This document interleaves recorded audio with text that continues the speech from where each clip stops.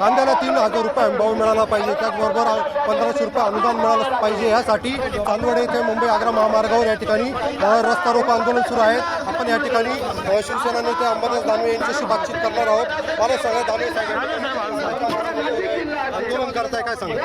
बिलकुल शेतकऱ्यांच्या कांद्याला हमीभाव मिळाल्याशिवाय मला असं वाटतं शेतकरी स्वस्त बसणार नाही, कारण हा अतिशय संवेदनशील विषय आहे। कांदा उत्पादन शेतकरी या महाराष्ट्रातले या नाशिकमधले त्रस्त आहे। कांद्याला मातीमोल भाव सध्या या ठिकाणी वाहनं जे तर लांबून विकेलेली होती, आपण त्या ठिकाणी जाऊन थेट केंद्र आणि राज्य सरकारच्या नेत्यांना हल्लवून केलं काय सांगा? बिलकुल काम कोणावर करायचा? केंद्राचेच नेते याला जबाबदार आहे। शेतकरी विरोधी सगळे केंद्रातलं नेतृत्व हे शेतकरी विरोधात आहे। कांद्याला निर्यात बंदी आहे, कांद्याला हमी भाव नाही, कांद्याची खरेदी केंद्र सुरू नाही, हे काय?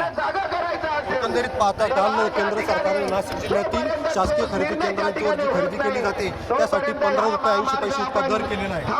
कुठं खरेदी झाली? कागदावरच आहे, बोलाची तुकडे बोलाचाच भात आहे। मार्केट कमिटी इथं कांदा शेतकरी घेऊन येतो, खरेदी केंद्र सुरू करा ना आपण।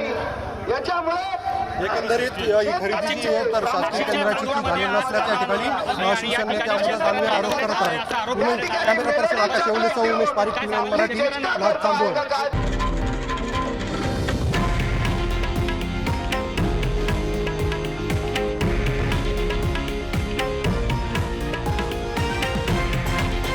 हे आहे देशातील नंबर 1 न्यूज नेटवर्क आणि आपण पाहत आहात TV9 मराठी, एकमेव।